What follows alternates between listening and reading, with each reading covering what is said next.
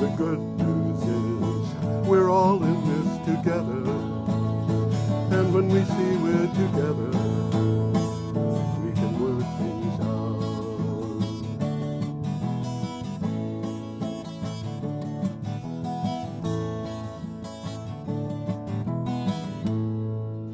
Hello, ladies and gentlemen. This is Energy Week with George Harvey and the famous Tom Fennell, In the flesh. a philosopher of real philosophy, a real philanthropist, a man who is of great value as opposed to great economic worth.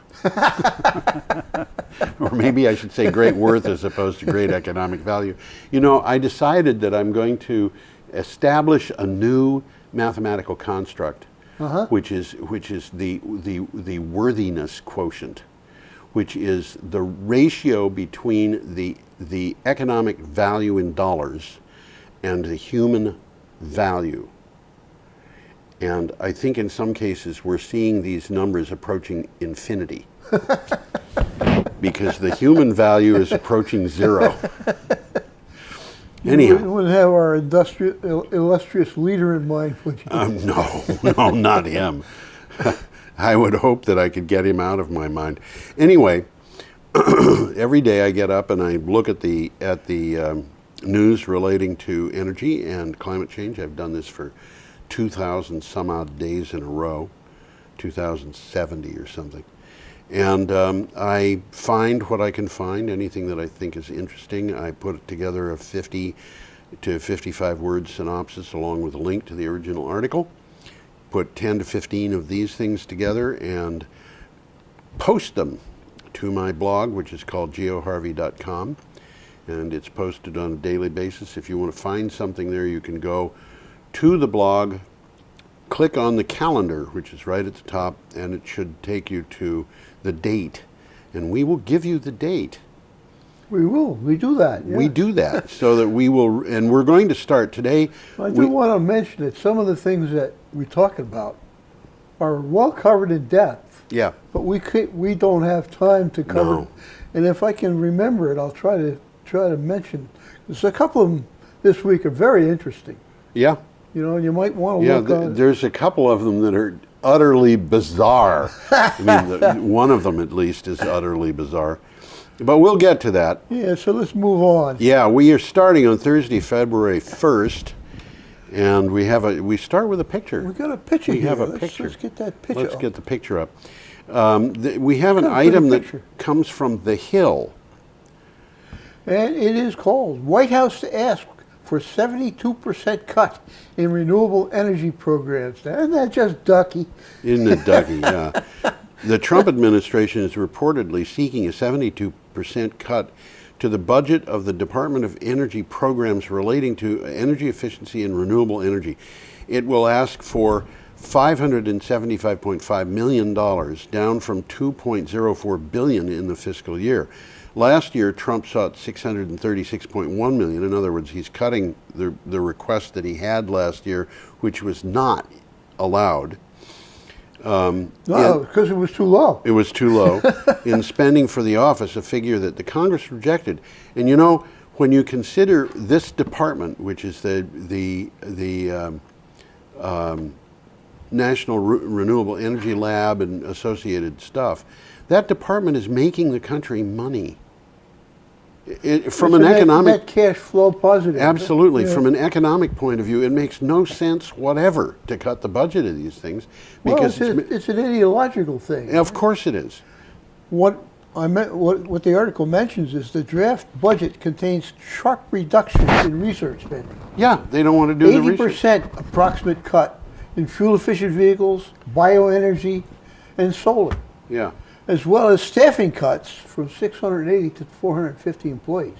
In other words, 680 employees could be cut under this budget, which is approximately equal to the number of coal miners that Donald Trump is bragging about finding jobs for in the last year. Well, the 680 is the number of cuts of employees they had. Yeah, I know. And the new amount is 450. Oh, they're going. Yeah, okay. Okay. The 600, but the 680 is similar to the number of coal miners who have more coal miners this year than they had this time last year. That's true. I didn't think of that one, but it's true. We've got other ones and about coal that mining is coming going up because of exports. And it's going to go down again because the exports are not going to be able to keep up with coal plant closings, which are happening under Trump as fast as they happened under Obama. Well, we'll be talking about that again. Yeah. Okay. So let's move along here. To an item from Environment America. Governor Murphy, EO. You'll have to tell us what EO is. To make NJ National Offshore Wind Leader. New Jersey Governor Phil Murphy signed an executive order, that's EO, EO, isn't it? that will direct state agencies to implement the 2010 Offshore Wind Economic Development Act to meet a goal of 3,500 megawatts of offshore wind energy by 2030. The executive order will make New Jersey the national leader for offshore wind commitments. That's about equivalent of 7 Yankees before they upgraded it. Yes. That's a lot of juice. Yes, it is. It is. Now that's when you say 7, you're I'm figuring a half. well, Yankee 500 megawatts. the capacity factor for Yankee would be higher than these things. Offshore wind capacity is about 50%. So I wasn't parsing it that yeah, closely. I would yes, say you're right. the amount of electricity that it would produce would probably be about 5 Yankees or 4. It's still a significant It's big. amount of It's energy. big. It's a lot of energy, and it's important just for to comparison, New York has 2,400 megawatts in line that they're talking about. Massachusetts has 1,600 megawatts. Yep. And Governor Christie, who first came on board with wind, in favor of wind, at the end of his realm there, he worked to kill potential projects. Yes. Trump wants, and this is interesting because Trump wants offshore drilling in the same location where these wind projects are going up. Yeah. Offshore drilling is great, but wind, well, we can't have that. Well, it's unsightly. It's unsightly, and drilling rigs and they're pretty. They're pretty. Yeah. Okay. Well, Well, the next one coming up is quite interesting. Let's do this next one. It's from Fox we Business. got a picture coming up too. Not on this one, Tom. I got a picture. You have a picture? Agroforestry systems. Oh, you're skipping one. I am. Yep. Here, we have it. Slap me. Energy woes take toll on Siemens. This is from Fox Business. And this is serious too. Yeah, German conglomerate Siemens AG said its quarterly profit had dropped at its core industrial division as the global switch to renewable energy ate into its gas and oil business. So it's not the renewable business. Siemens is one of the 6 or 8 big... Well, Siemens is the German General Electric. Yeah, it's one of the 6 or 8 big wind turbine manufacturers. Yeah. But it's not the biggest or the second biggest wind turbine manufacturer. The biggest one is, it's either Vestas or Goldwind, which of course are household words. Everybody talks about Vestas all the time at breakfast. This is big wind. The industrial division, which makes traditional power... Well, they make the old-fashioned gas turbines. Yeah, that's right. Power generation equipment, such as gas turbines, recorded a 14% drop in profit in the 3 months up to December 31st. Well, this article doesn't mention, or it just mentions it in passing. General Electric has been hit too. General Electric. And Siemens is going to be cutting almost 7,000 jobs. Yep. GE is going to shed 12,000. Yes. And this is mostly overseas. Yes, but it's because... GE's big operation in this field is in France.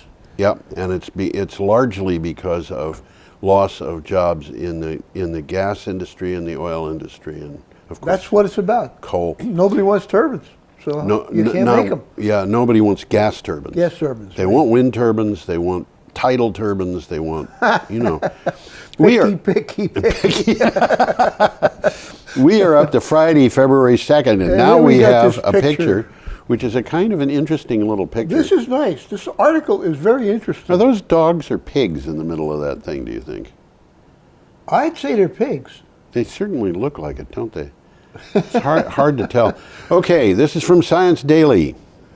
Agroforestry systems may play a vital role in mitigating climate change. And what you're seeing here is walnut trees with a row of soybeans in the middle. Yeah, the soybeans It's interesting. have not yet really made This much is of a an market. on the interesting surface. article. It's one of those ones It's- we it's- can't really delve into. Yeah, it's long, fascinating article. A lot of pictures. A lot of pictures. Lovely article. Agroforestry, an agricultural system that combines trees with crops and livestock on the same plot of land, could play an important role in mitigating climate change because it sequesters more atmospheric carbon in plant parts and soil than farming with conventional methods, according to researchers at Penn State.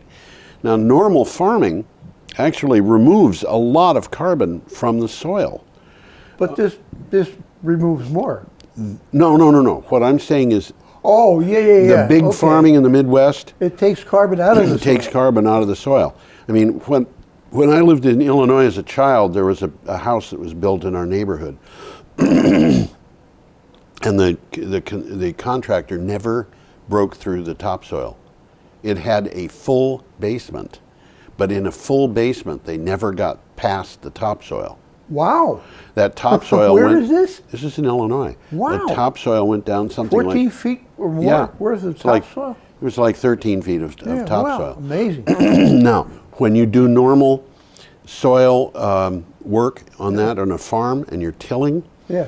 there's a whole lot of activity, soil activity that goes on, ranging from insects, fungus, all kinds of stuff. Fungi. Well, the soil's alive. Yeah, it's alive. The fungi are really important. All of that gets killed off when you till it. Yeah. When you've got a cornfield, you know, the way I think of cornfields when I was a kid in Illinois, we'd Yeah. drive through those fields. We'd drive for miles and miles and miles, and the most exciting thing we'd see would be a farmer's home with chickens running outside in the road, and because everything else was cornfields, and those cornfields today, And they drain the soil. they're really destructive to the Yeah. soil. They're as bad as tobacco and cotton, or they're in the Isn't same that class. interesting, those three Yeah, three and- Yeah, and so what do? They fertilize the soil with nitrates, which only just fertilizes it with nitrates. It doesn't do anything else, and the processing that they do basically kills off everything except that corn, which means that you've got, from an Got to ecological keep point, growing corn. you've got a desert. Yeah. And now you've got a desert full of GMO crop, which is covered with poisons. You know, the whole reason they use GMOs is so they can put poisons on it and won't kill the plants. Yeah. And they're covered with also interesting, herbicides isn't and fungicides and insecticides and all kinds of stuff there. So if you live in front of a cornfield, you're living in front of a toxic waste, dump. Yeah. Really, you know, and okay, so what's a good alternative? One thing you could do would be to put in a solar field, have a utility scale solar farm there, and then put something under that That farm will grow under the. that will yeah. grow so the soil can recover. All right, I'm This is ranting. interesting. In this particular case, the trees are walnuts. Yes. But in between is soybeans. And Yes. soybeans fertilize the soil. Yes, absolutely. Which Okay. is interesting. Yeah. A little takeaway here, agroforestry is especially popular in developing countries because it allows small farmers who have little land available to them to maximize their resources. Yeah. So this is big in the third world. You remember that ethnic problem they had in Rwanda years ago. There were a lot of people in Rwanda who were killed. One of the things that I read about that, it was the Tutsis versus the Hutus and the Hutus, yeah. I do remember and that. one of the things that I read about that was, first of all, they were not killing each other. They were killing not only each other, but people within their own group. Oh? Yeah. And so this was not the ethnic thing that we usually Think of it, visualize. yeah. And the second thing is, the people who were doing this, a lot of them were living on farms where they would have, a guy and his wife and their 6 kids living on 1/10 of an acre, and that's their farm. Okay. I mean, they didn't have much. They were starving. That's what the whole problem was. Okay, so we should go on. Yeah, this is local and it's interesting and it's important. And it's from Yahoo News Canada. Regulators reject hydropower project over tourism concerns. We were talking about this project last week. Absolutely. It was it was a go. It was a go. It was like a couple of days after Massachusetts picked this as their preferred project. New Hampshire's It's not a go anymore. Yeah, New Hampshire Site Evaluation Committee voted 7-0 to reject an application for the Northern Pass project, which would have provided clean energy to Massachusetts, but was seen as an eyesore by critics who feared it would tarnish scenic views and damage New Hampshire's tourism industry. The rejection was not expected. They didn't expect this at all. No, this is it. We're going to be talking about various aspects of this. Again in this show and in future shows. Yeah, because this is not going going away. Yeah. Well, as I've said in the past shows, there's a lot of power up in Quebec. And Yes. there's a lot of people down around Boston. Yeah, and the two Rhode Island will be and brought Connecticut. together one way or another. That's absolutely And there's true. a whole bunch of smart people trying to figure out how to get a piece of the action. Absolutely. Okay, we are up to an item from Clean Technica and a very uninteresting photograph. You're getting ahead of me here. Am I?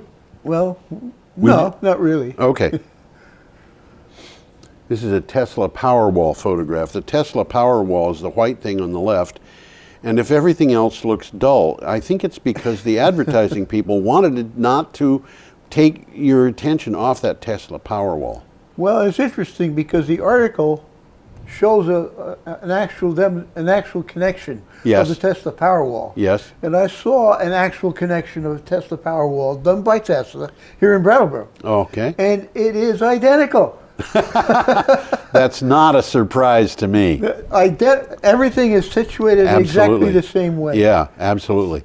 Okay. Well, the article states Tesla to sell solar products in 800 Home Depot stores. Now, this is an interesting development. With 2,200 stores, Home Depot is one of the largest retailers in America. By July of this year, 800 of those stores will have high-profile displays advertising Tesla products in them. Staffed by Tesla employees, the products are to have features including Tesla solar panels, rooftop solar systems, and the Powerwall storage batteries. Well, a little takeaway here. Yeah. The new link-up with Home Depot will give the company exposure to a much broader market, which it certainly will. Yes. And there's a rumor that Lowe's, another large home improvement chain, may also be talking to Tesla about adding displays to its stores.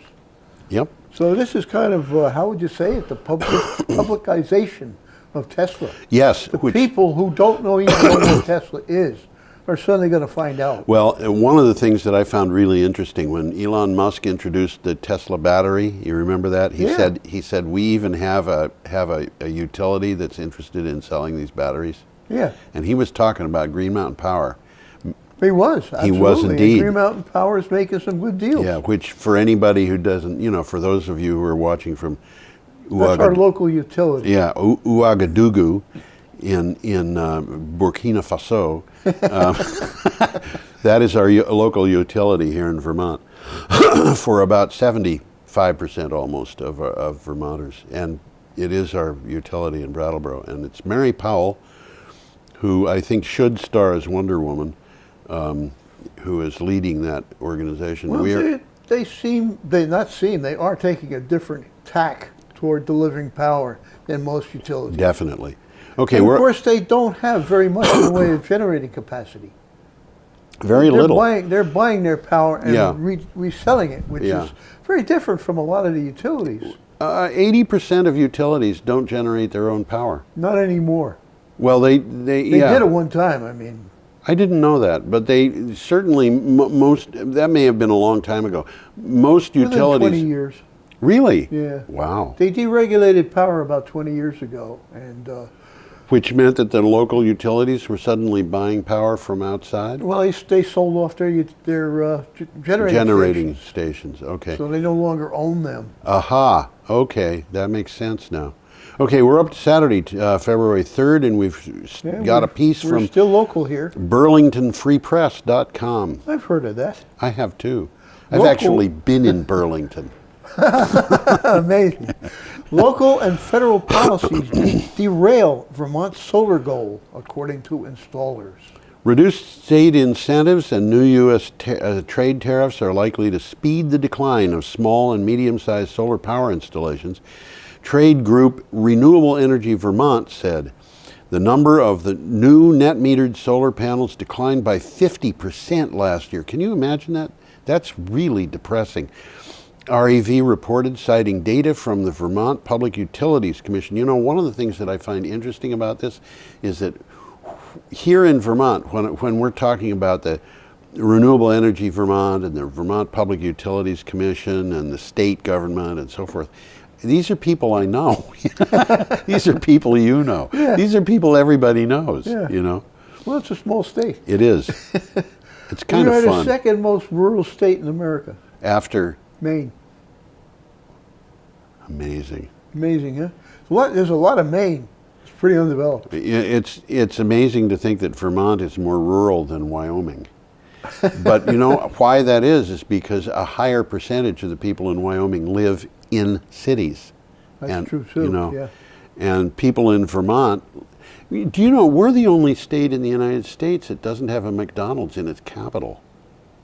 I didn't know that. Well, we ought to start bragging about that. Oh, we've been bragging about it. Yeah. Okay. Well, we got a very interesting picture coming up We do. here. And by the way, everybody, this You particular better explain what this picture this is. picture is an actual picture of an Exxon ship that actually ran aground in the desert, and sea level falling, which is the antithesis of sea level rise, exposed it. And I like telling fibs once in a while, just for fun. This is a picture that somebody did that is not real. Well, that's about Exxon, though. It is about Exxon. Exxon sees global oil demand plunging by 2040 under climate regulations. Yeah, the Star Online, ExxonMobil Corp has reported that it expects global oil demand to drop sharply by 2040 if regulations aimed at limiting the impact of greenhouse gas emissions on climate are fully implemented. Under this scenario, Exxon projected world oil consumption would drop by 0.4% every year up until 2040 to 25% below the current levels. Now, this explains something, and that is why ExxonMobil would oppose any kind of action limiting the use of carbon emissions, or limiting the carbon emissions. They want to be able to sell their oil. Well, yeah. The particular article is from Exxon's viewpoint, and it's really more political than it is anything else. Yeah. Because I think, and you've heard me say it on the show, economics are going to dictate. Yes, that's right. And, you know, climate change, I got news for you, everybody. For those of you who are deniers, it's happening. It actually is happening. And the thing that I keep coming back to is Cameron Parish in Louisiana, the county in the United States that had the highest percentage of pro-Trump voters in the last election, and they've been told they have to move because the sea level is rising. They're going to be a non-county in the And next. it's like everybody has to move. Everybody's moving, yeah. And it's also true of everybody. It's a combination of subsidence Yeah. and oceans rising. Yep, and these people are living practically in swamps anyhow. well, they are living in swamps, and that's true of, you know, but all of that whole coastal region of Louisiana, up to and including and even past New Orleans, they said within 25 years, the areas around New Orleans are going to be empty of And people. New Orleans itself is below sea level. New Orleans is below sea level, but They they got dikes. have the levees there that Levees. will protect them for a while. So they hope. So they hope. And one of the problems, people don't realize this, those levees are shaped like this. All right? You want to make it higher, you got to make it wider. Okay. That means that as you make it higher, the amount of material that you add is not related linearly to the height. It's related as a square. It's so volume. you double the height, you're quadrupling the cost. You triple the height, you're multiplying the cost by 9. At some point, this becomes very uneconomical. I would figure. So, anyway, should we go on? Yeah, this is a good article coming up. This is from Clean Technica. It's all full of graphs if you like graphs. I love graphs. Australian solar installs are going through the roof. Is that a pun? I think it is. Numbers of Australian renewable energy installations in 2017 were outstanding, and PV installations produced what were called, quote, eye-watering charts, end quote. The latest tally from PV market analysts SunWiz has revealed a record-smashing total so far of 1.2 gigawatts of solar PV installed across the year, eclipsing the former record that was set in 2012. And the government of Australia's going crazy over this, and it's all done by individuals. The government is not supporting these. Exactly, and they're doing it anyhow. And they're doing it anyhow. And then now what we've got is Elon Musk and Tesla getting involved in the act, as we will be talking about. Well, there's a quick takeaway here. They referred to these installations as outstanding. Well, a truly outstanding figure is the 50% year-on-year growth. Yeah. That's a very large increase every year. See, the government of Australia is trying to support coal. They've always been for years. Yeah, it's good politics. Ever since Tony Abbott took over the government. Bad economics, good politics.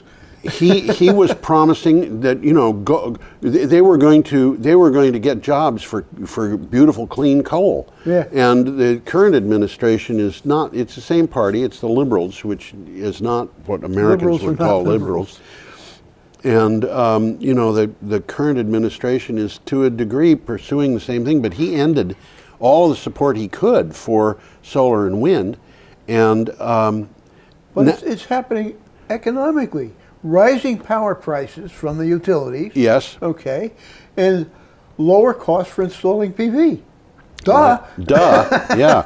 And these people are in towns that are, 400 miles out in the desert, and they've got to have sticks and strings going out to them. Well, that's another thing that's unique to Australia. The way the population is distributed. It's enclaves here, and then 100 miles another enclave. And they got to connect these things with so the easiest thing to do is to build microgrids, power them with solar power. It's happening. It's happening. And people in places like Adelaide are putting solar power on their roofs because the price of local power is so high. So and by so high, I mean like double what it is around New England. They have their own New England, by the way. Do they? Yeah, It's called New England? It's called New England, yeah. It's a part of... Well, they got New South Wales, too. Yeah, well, their New England, I think, is in Queensland. Interesting. Yeah. And it's not... Do they have a Vermont there? Or? No, not that I know of. Certainly don't have a Brattleboro. I did run in somewhere where there is a Vermont. I saw it on a map somewhere. Well, you can bet it's in Maine. They have Moscow. They have, Croatia. I don't know. Anyway, we're up to Sunday, February 4th. This is an interesting article, and try as I could not download it. I could download it. I could read it online, but I couldn't copy anything from it. It's gimmicked. It's gimmicked, yes, it is. But I would recommend everybody that you go and read this article. It's very interesting, and it's really a stimulating article. Yeah, it is what I would call a great article, one of the best I've ever read about energy. And it's not about solving problems. Well, it is in a way, but anyway, this is from Channel News Asia. This farmer gave 600 homes cheap electricity that the power company couldn't. At first, he was mocked by his family and neighbors for being crazy, but now even the National Electric Company wants to buy his DIY hydropower operation.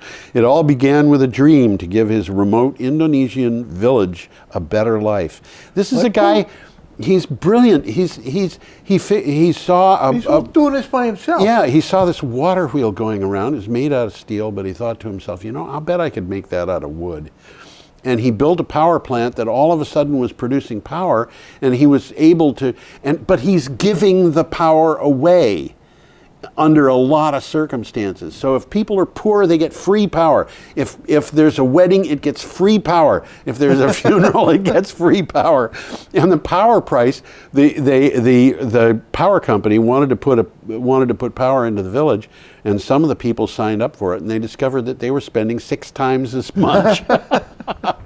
Well, I did manage to glean some information about it. Yeah. The guy's name is Rasid.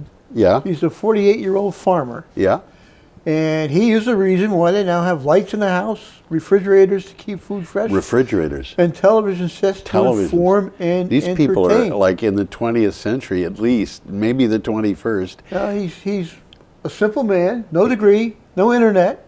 With little more than his own ingenuity and skilled hands, the farmer found a way to bring electricity to 600 homes 600 homes. in this remote village in Indonesia. Yeah, that's probably something on the order of 3,000 people. That's amazing. I mean, Isn't it? He's done it all himself. It is really fun.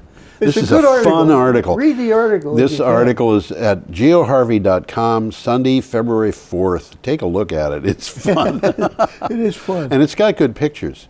Did we put that picture up at all? You don't remember? I don't think we did. It's just a picture of the village. Let's It looks take a the picture of it anyhow. There you go. That's just a village. It's the village of, what is it called? Andung Biru. Yep, something like that. Something like that. Okay, so let's move along to the next one here, which Okay. is about drones. Come on here. Oh, here we go. These drones plant trees and deliver profits. A report from World Resources Institute and Nature Conservancy says governments around the world have made commitments to reviving nearly 400 million acres of wilderness. As countries push to regrow forests, startups are dreaming up new and faster ways to plant trees. For some innovators, this means using drones. Well, historically and traditionally, the trees have been planted by hand. Yeah. The guy will go out in the woods with a whole Labor-intensive. backpack full of saplings and push each one of them in the ground. Right. He can do what, 10, 15 an hour? Maybe. You know? Yeah. He's got to dig a hole for each one. Yeah. So here we got a 30-pound unmanned vehicle, flies over the most rugged landscapes on Earth, okay? He's planting trees in precise locations at the rate of 120 trees a minute. That's an improvement. The drones fly 10 feet off the ground, gently firing seed pods into the earth. Somebody got their hat on straight. What can happen here is that you could repopulate entire areas of forest that have been devastated. And that's exactly what's There are happening. things that we have to be careful about. They have to be repopulated in such a way that they're not monocrops. Yeah. You know, I'm sure they can figure that one out. Oh, they can figure it out. I have no doubt. But it's going to be interesting to see what that might develop into. Okay, we've got We're coming back home, and we've we're got going to hit this one again, like we've already talked about. Yeah, we have already talked about it. This is from So the Caledonian this picture Record. here is Lake Champlain, Yes, it is. and it I've looks been like there. a warship out there in the middle. but I'm Actually, sure that it's looks like not. it looks like a fishing boat. It's a fishing boat, sure it is. Yeah. It's not a pleasure craft, No. unless your pleasure is fishing. If you, by the way, if you catch a record-sized trout in Lake Champlain, Yeah. don't eat it. No, you can't. No, it's got mercury in it. Yeah. Over in New Hampshire, near where you grew up, as you drive by the highway, there's a big sign there: "Do not eat fish from this water." Yeah. Great big sign, Yeah. and then it says mercury. You know. Yeah. This is Yeah, that's- mercury which has come from coal-burning power plants in Ohio, Pennsylvania, New York, Indiana, Yeah, it's not locally Illinois. produced mercury. It's coming nobody from in somewhere Vermont else. benefited from this stuff. Not at all. And we are stuck with it in our environment. And I actually have read about a technology that can remove it from the water, but it will have to be proactively done because it dissolves into the water. This is a mercury compound that's water soluble. Interesting. Okay. Well, we'll read about This one here, you're going to Yep. read about it. I am. Vermont Transmission Project offers to replace Northern Pass. Yeah, And well- we've talked about this project. Just a moment ago, Yeah. Northern Pass project was rejected in New Hampshire after New Hampshire's. Well, we talked about this particular Yeah, project. yes, we have. And I'll tell the people what it is after you're finished. Okay. After New Hampshire's Northern Pass was unanimously rejected by the New Hampshire Site Evaluation Committee, a Vermont-based electrical transmission project says it's ready to help Massachusetts meet its clean energy needs. The TDI New England Clean Power Link through Lake Champlain and Vermont is already fully permitted. I think we talked about this last We week. have talked about Several this times. a bunch of times, yeah. Well, this plant, they call it, as you mentioned, the Clean Power Link, goes through Lake Champlain, 154 miles down Lake Champlain, then across Vermont via underground cable in the roads. In the highways. Not all the way across Vermont. No, it stops at Ludlow. Where Yeah. It connects So it goes with the about grid. a third of the way or halfway or something like that across the state. Yeah, somewhere between a third and a half. So yep. there's very little of this that's land-based, and as you said, the land-based part will be out of sight. I think it's Route 130. But the highway goes right from where it leaves Lake Champlain. And it makes so to much Ludlow. sense to put this under a highway. Oh, absolutely. It's know. accessible. It's protected. It's protected, yeah. Yeah. We're Okay. going to talk a little bit more about that further on because somebody else is going to do the same thing. Absolutely. Should we go on? It's Yeah, we got Monday, the 5th of February. 5th of February, Amazing, and isn't we've it? got, I think it's amazing. The 4th of February is followed by the 5th of February. For some reason all week I wanted to put on the blog that it was the 5th of January or the 5th of June. Maybe I'm losing my marbles. Anyway, our next item is from Interesting Engineering. And it's Tesla, set to create the largest virtual power plant in the world. This is, Tesla we're again. back to South Australia. And I was talking about it just a moment ago about people in Adelaide. Yeah. South Australia's project to install solar power and batteries on 50,000 homes started with a call for proposals for innovation in renewables and storage. Tesla's submission was a virtual power plant with 250 megawatts of power, solar PVs, and 650 megawatt hours of battery storage. The project will be the largest virtual power plant in the world. And For a while. For a while. And this is like 1 out of 6 people in the state of South Australia, which is, I don't know how big it is compared to states in the United States, but They're pretty big. My guess is that South Australia is 2-3 times the size of Texas. Wow. Okay. Yeah, I mean, The Australian states are big. the Australians. There's only 6 of them. There's only 6. There's a 7th one, which is the Northern Territories, which is a territory. Yeah. And then there's the And there's capital. the capital. Sort of their Washington, region, D.C. But South Australia is not a big But state. it's not a geographic location, it's a state. It's a state. It's not a big state by Australian standards, but it's Bigger than Vermont. gigantic.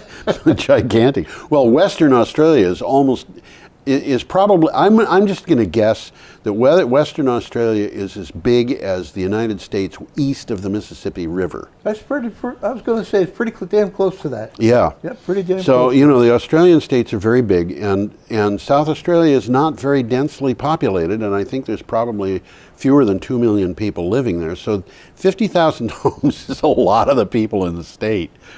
Well, the company has already delivered the world's biggest battery. Yep, which Now they won't be will the deliver biggest the world's battery biggest for power plant. And as you might expect, being Tesla is involved, they're utilizing the Powerwall batteries. Yes, of which course. we've talked about many times here. This is so cute. Tesla can make so much money on this. And we're going to discover in a few minutes where they're spending their money. We will. And by the way, at key moments, not all the time, the virtual power plant could provide as much capacity as a large gas turbine or coal power plant. Yes. So that's sort of when it peaks. Yes. Well, the batteries are going to be able to produce that, Yeah. Okay.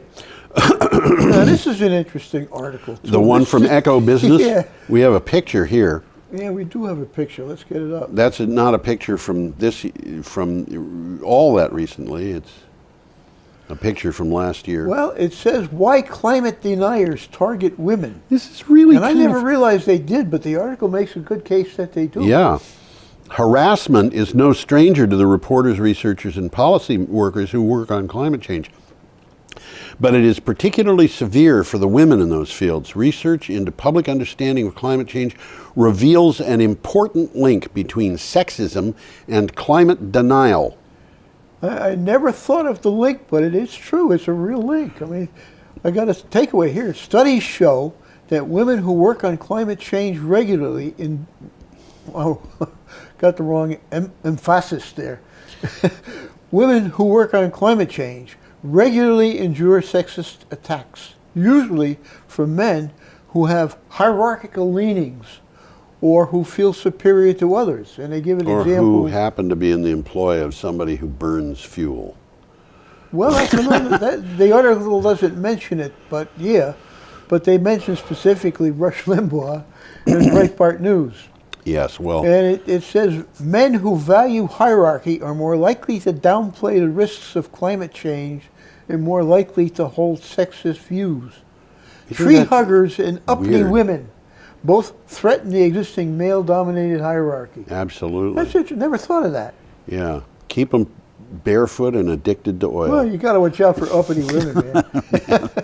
Oh, okay. Our next item is back. I almost feel like moving to Australia and doing the show by Skype. This is This has been a very Australia-centric show. I put a lot of stuff about Australia Well, they're doing a lot of interesting stuff They're down doing a there. lot of interesting stuff. In fact, people ask me sometimes how many people look at my blog, and I don't know. I have no idea. I mean, I get. Go right back and let us know. Yeah, right. I get data from WordPress about the show. They about the blog. They host it, but I know that there's at least 3 organizations that reblog it, and I don't get data from them. Yeah. And anyway, I believe that one of them is from Australia, and a large part of this might be because I have a lot of stuff in the blog about Australia, and it's just because that's what shows up in the That's news. what's happening. Well, Australia, as I already mentioned on this show, has a very unique electrical distribution It does. pattern. It does. Just because of the way it's been settled. Yeah. And by the way, for those of you who are interested in maintaining the word unique as a unique word in the English language, I happen to believe that there is such a thing as a difference between simply commonly unique and very unique. There is, huh? That's you what want to I'm gonna explain it claim. to us, or Well, I mean, do you just capitalize the very unique? no, but I'm unique simply because I'm a discrete human being. Okay. I'm separate from Yeah. I don't blend with other people. But everybody is unique, and some people are more unique than others. It's kind of like equality, except that it's not as obvious as equality. Well, all animals are equal, but some are more equal than others. Exactly. Okay. Now you understand. This is from the North Queensland Register. Did you read the headline already? Not yet. Okay. Climate engineering to cope with heat wave extremes from climate change. This is scary. We have heat waves more often, and researchers are responding with practical climate strategies. I have to take that back. This is not scary. Potential techniques for climate engineering, which is generally scary, include planting crop varieties bred to be lighter in color, use of more reflective mulch, leaving lighter stubble on cropped land, and use of no-till practices that have soil absorb less heat. Now, none of that is scary.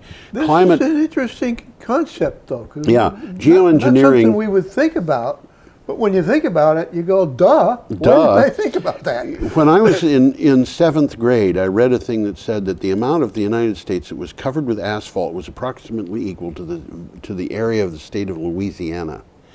Okay. And the first thing that came into my mind was, holy smokes, that's going to heat things up.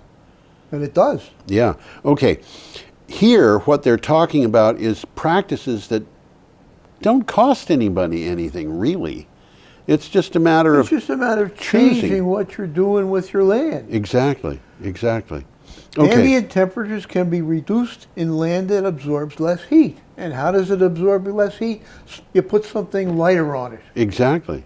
You know. Whatever that happens to be. Now- And nobody's saying you spread white plastic over it. No. No, it's different kinds of tilling, different kinds of crops. Okay.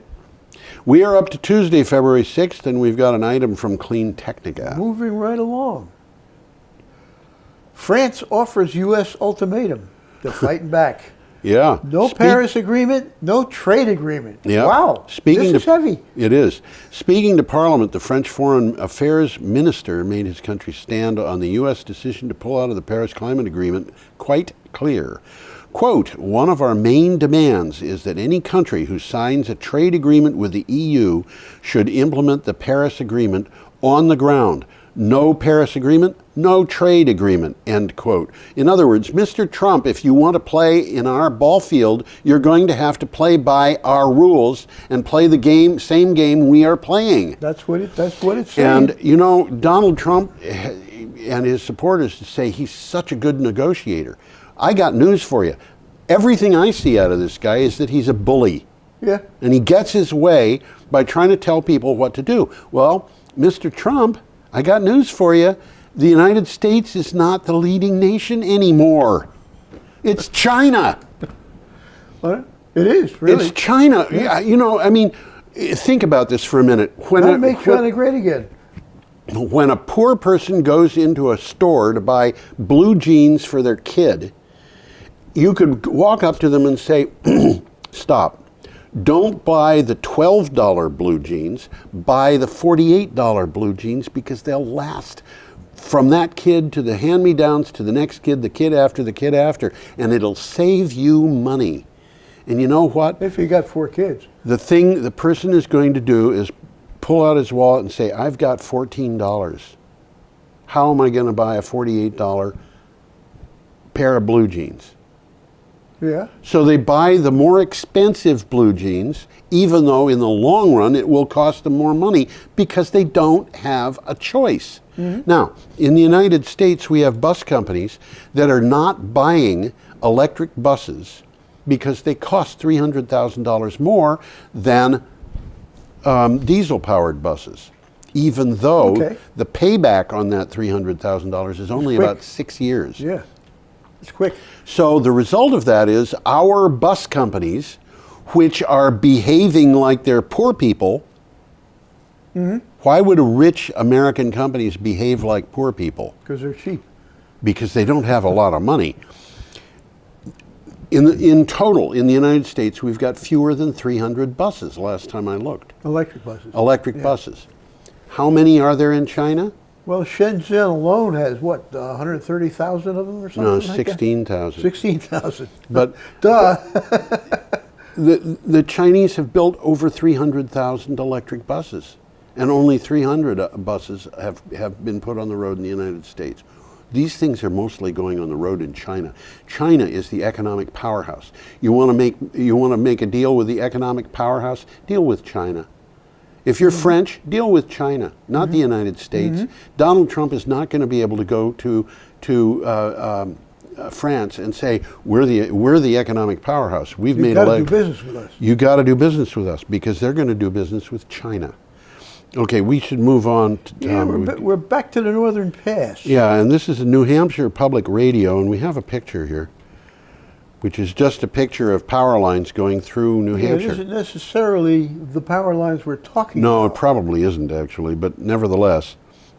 Well, the Northern Pass is in doubt, as we have already mentioned. Right. New Hampshire lawmakers want the governor to back its competitor. Right. One of the several, there's about 5 competitors. There's a We've bunch of talked competitors. about them already on this show.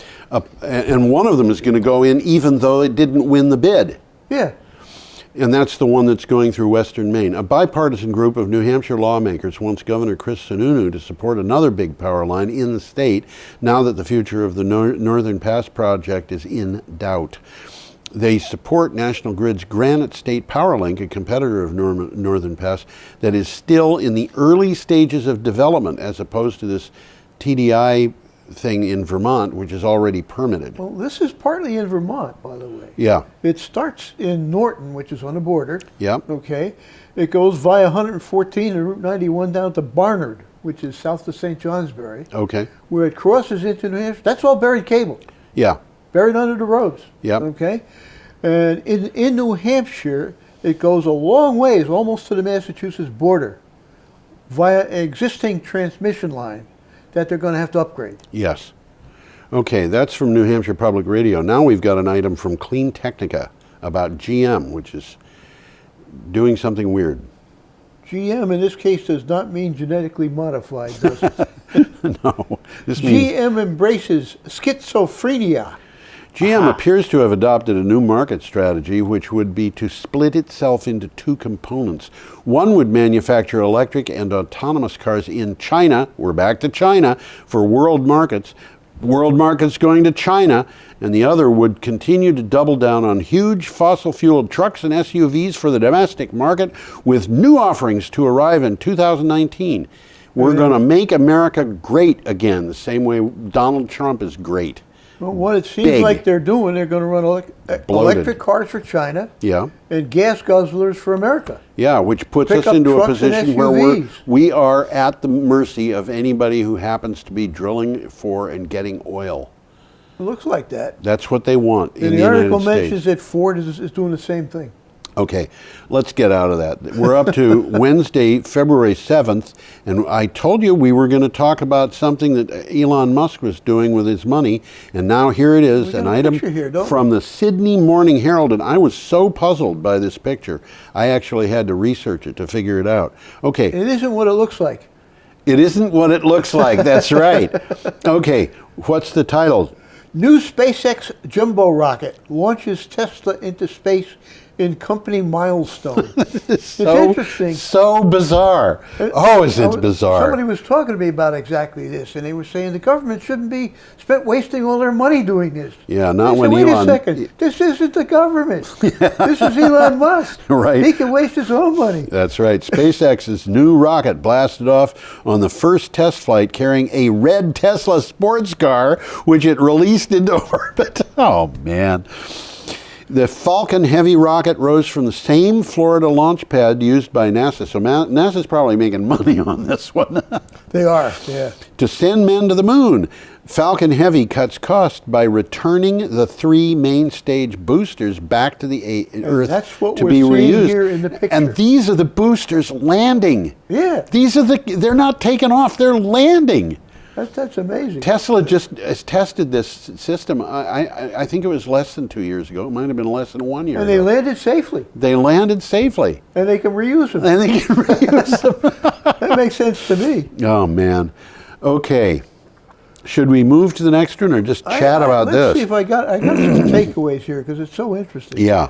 With the successful demonstration flight, Falcon Heavy, which is the name of this company, ranks as the name of the rocket. Yeah. Ranks as the world's most powerful existing rocket with more lift capacity than any U.S. space vehicle since the era of NASA's Saturn V rockets that took astronauts to the moon. Yeah, and you know the thing that's really funny about this, I should have put 3 or 4 pictures on this, because you saw the pictures in the article. Yeah, the article. You can go online. You can look at the article. This is an article. interesting article. One of the pictures is a picture of a guy in a spacesuit at the wheel of a Tesla sports car. And he's in space Tops now. down. He's in space. Well, it isn't a guy. It's a mannequin.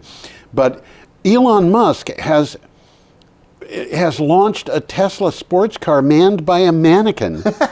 And it's in orbit, and it's going to leave Earth orbit and go to Mars. Is it going to do that? Yeah, and then it's going to come around and come back. So when he gets to Mars, he'll have a car to drive around. They're not going to land. But the Tesla is going to come back. And then, and he said, if this thing takes off without blowing up, it's a success. Well, it's taken off. And the boosters have landed, which I think is a huge success. A couple of years from now, if that roadster comes back to Earth, he's going to charge it and he's going to drive it. Oh yeah. Good Yeah, publicity. and it's going to be They're going to be publicity. showing this all over America. Yeah, and even if they have, it would need a new battery. The battery wouldn't survive, but May not even be a battery in there. there might not be. Yeah. Yeah. Okay. Well, there's a quick takeaway here. Yeah. The reusable launch vehicle, that's the important part of this. Yes. That's significant. Will allow SpaceX to bid on heavier payloads than it can with its Falcon 9. Yes. This rocket is, I think it's 9 Falcon 9s tied together, Yeah. all bundled together.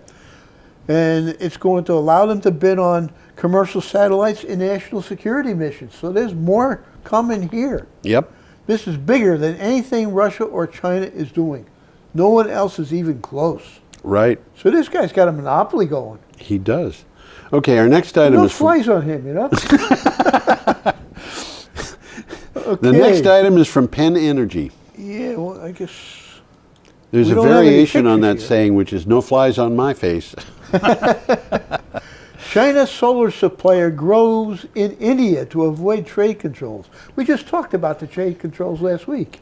Yep, one of China's biggest makers of solar panels, Longi Solar Technology Limited, said it will invest $309 million to expand manufacturing in India in a move to guard against the rising threat of import controls in the United States and other markets. The new U.S. tariffs are being applied against solar panels from most producing countries, but not India's. That's interesting. Well, India is imposing tariffs on China. Okay. So the Chinese are saying, well, why don't we just build these things in India? We can sell them in India without having to worry about tariffs, and we can sell them in the United States without worrying about tariffs. If you're not going to play by my rules, I'm going to take my football and move it to India. That's right. Actually, they're moving the football to our backyard. They're moving it to wherever they can put it. Now, there are a couple of other countries where they could do this, one of which is Brazil. Okay. They can make these panels in Yep. Brazil, and there are, I forget what the other countries are. I did read that. The but I tariffs forget too. only applied to companies that were making a lot of solar panels that were being bought in the United States. So they put tariffs on Japan, the Philippines, South Korea, Taiwan, China, Canada, and Mexico. So there's other countries. There are other mostly countries in this India. hemisphere.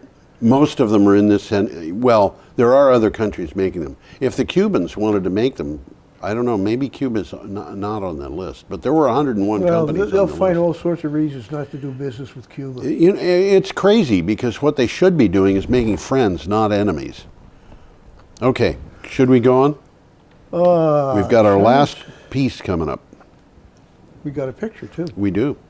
Not a particularly special picture, but it's a picture. I think we've seen this one before. This is the Spring Canyon Winds Farm out in Colorado. And we have a piece from the New York Times. Why a big utility is embracing wind and solar. Imagine that a first-class airline seat sells for less than the cramped seats in economy. Can you imagine that? Can you imagine? So you fly first class to New York, where you discover that every dish in the best French restaurant is cheaper than the burger and fries down the street. Something like that is happening in electricity. That's the interesting point. That's the interesting part about this. Xcel Energy. It's a large utility company. Yep. Millions of electric customers in the middle of the country from Texas to Michigan. Yep. In Colorado, the Xcel has asked for proposals to construct big power plants using wind turbines and solar panels. Right. And batteries. Well, they don't mention that in They the don't article. mention it here. The bids have come in so low that the company will be able to build and operate the new plants for less money than it would have to pay just to keep running its old coal-burning plants. Yeah. Duh. So it's cheaper to buy new Cheaper to electricity buy new ones. than it is to run the old plants. And so So it's going Donald to be Trump- cheaper, and it's going to be better because it will cut their emissions. Yeah. This is a win-win situation. For everybody. For everybody. Except the people who work in coal mines and the coal-burning politicians. plants. The politicians, the people who work in coal burning plants are spread all over the countryside. They're going to be able to get their jobs on the wind turbines, and the wind turbines are probably going to pay more money because wind turbine technicians make a lot of money. It's a good paying job. Well, I was shocked when I looked at the money that wind turbine technicians in Massachusetts were making, because the data that I got said two things. One was the median wage for wind turbine technicians was over $52,000 a year. And the second thing was over 50% of the wind turbine technicians in Massachusetts had been hired in the last year. So it's a real growth industry. Wow, what this means is that there are people at entry-level jobs making $52,000 a year. Well, they are entry level, but A, it's a skill job. Yeah. And B, you got to be Able to climb a 300-foot ladder. You can't be afraid of heights. Okay, it's time to go. Ladies it and is. gentlemen, I hope you come back next time.